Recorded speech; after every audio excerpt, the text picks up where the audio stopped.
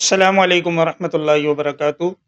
آج اللہ تبارک و تعالیٰ کے فضل سے سیرت النبی صلی اللہ علیہ وسلم کی پہلی کلاس ہے، اور گزارش صرف آپ سے یہ ہے کہ جب بھی آپ اس سیرت کی کلاس کو سننا شروع کریں تو ایک تو درود شریف کا اہتمام فرمائیں، جتنا کثرت ہو اتنا اچھا ہے۔ اور دوسری گزارش یہ ہے، کیونکہ ہم جناب نبی کریم صلی اللہ علیہ وسلم کا مبارک تذکرہ سن رہے ہیں، اس لیے توجہ اور ادب سے سننے کا اہتمام ہونا چاہیے۔ اور میں بھی اپنی گفتگو میں یہ کوشش کروں گا کہ ٹو دا پوائنٹ بات ہو۔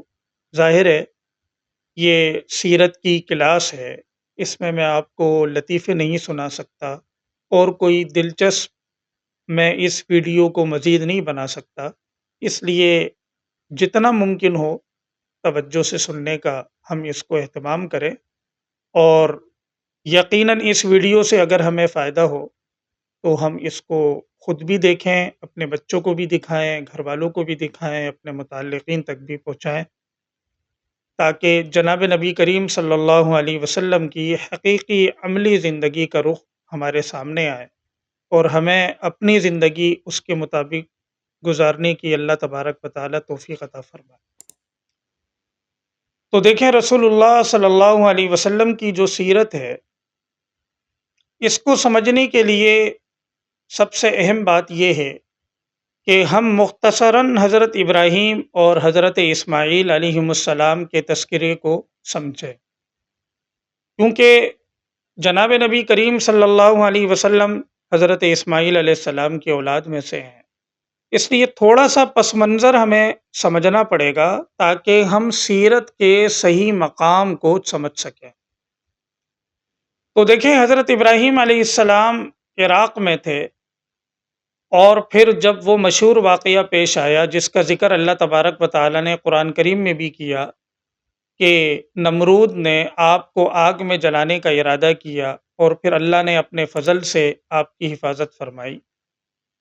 اس کے بعد آپ نے شام کی طرف ہجرت کی، وہاں سے مصر، فلسطین سے ہوتے ہوئے آپ جزیرۃ العرب میں آئے، اور یہ بھی حضرت ابراہیم علیہ السلام کی ایک آزمائش تھی اللہ تبارک و تعالیٰ کی طرف سے، کہ حضرت اسماعیل علیہ السلام جو بالکل چھوٹے تھے، اور آپ کی اہلیہ حضرت حاجرہ علیہ السلام وہ آپ کے ساتھ تھیں، اور ایک ایسے مقام پہ چھوڑ دیا جو بالکل صحرا ہے، بیاباں ہے، جہاں نہ آبادی ہے نہ کھانے پینے کا انتظام۔ چھوڑ کر رخصت ہونے لگے۔ اہلیہ نے پوچھا کہ آپ ہمیں یہاں چھوڑ کر جا رہے ہیں، کس کے بل بوتے پر؟ تو کیونکہ اللہ تبارک و تعالیٰ کی طرف سے یہ پیغام تھا کہ آپ کو جواب نہیں دینا، آپ خاموش رہے۔ پھر جب اہلیہ نے پوچھا کہ کیا اللہ نے آپ کو اس کا حکم دیا، تو اب آپ کو اجازت ملی کہ اب آپ جواب دے دیں۔ تو آپ نے جواب دیا کہ جی ہاں، یہ حکم اللہ نے مجھے دیا۔ اس پر حضرت حاجرہ علیہ السلام نے یہ جملہ کہا کہ اگر اللہ نے حکم دیا ہے تو یقیناً پھر اللہ ہمیں ضائع نہیں کرے گا۔ آپ وہاں سے رخصت ہو گئے، بیاباں میں، صحرا میں حضرت حاجرہ حضرت اسماعیل علیہ السلام کے ساتھ ہیں۔ پیاس لگتی ہے تو وہ اپنی ایڑیاں رگڑتے ہیں، پانی کی تلاش میں حضرت حاجرہ دائیں بائیں آگے پیچھے کے چکر لگاتی ہیں۔ اللہ تبارک و تعالیٰ کو آپ کا یہ عمل اتنا پسند آیا کہ اس کو حج اور عمرے کا ایک رکن بنا دی۔ جو بھی حاجی یا عمرہ کرنے والا جاتا ہے وہ طواف کے بعد سعی کرتا ہے۔ اس عمل کو اللہ نے قیامت تک کے لیے زندہ کر دیا۔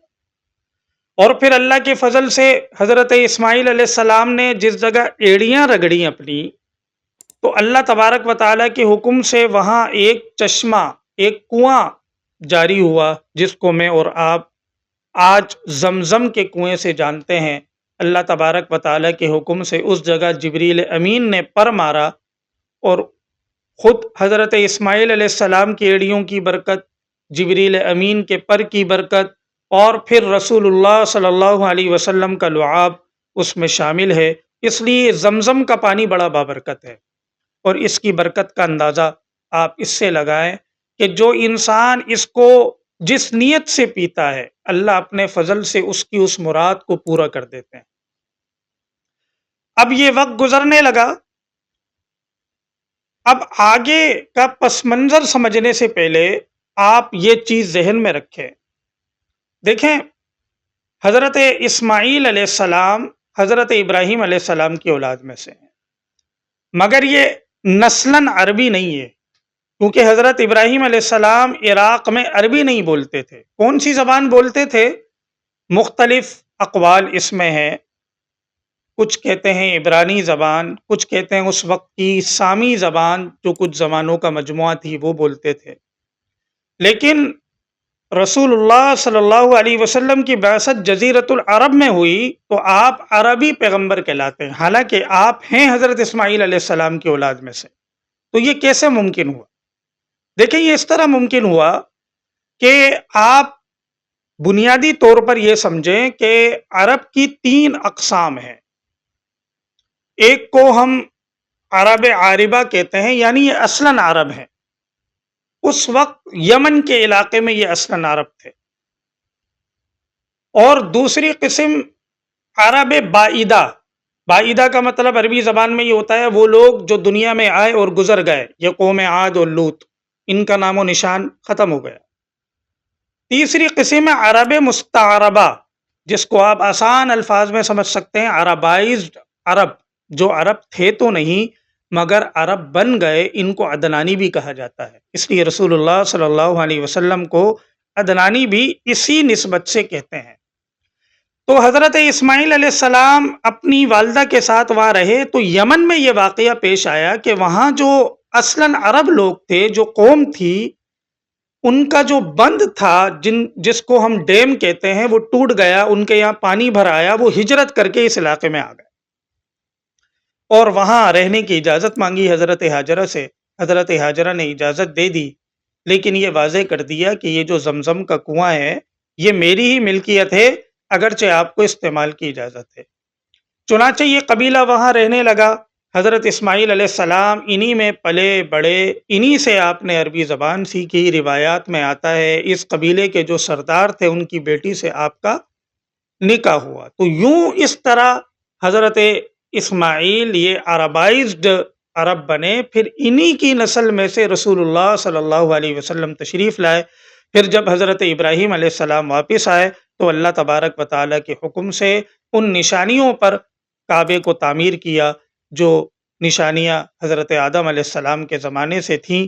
اللہ تبارک و تعالیٰ نے نشاندہی فرمائی، آپ نے حضرت اسماعیل علیہ السلام کے ساتھ مل کر اس کعبے کو تعمیر کیا، اور یہ دعا مانگنے کا اہتمام آپ فرماتے رہے، ربنا تقبل منا انک انت السمیع العلیم۔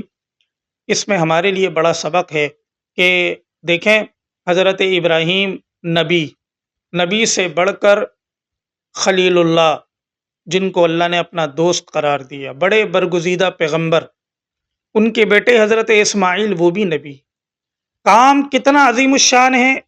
کعبۃ اللہ، اللہ کے گھر کی تعمیر، وہ بھی اللہ کے حکم سے۔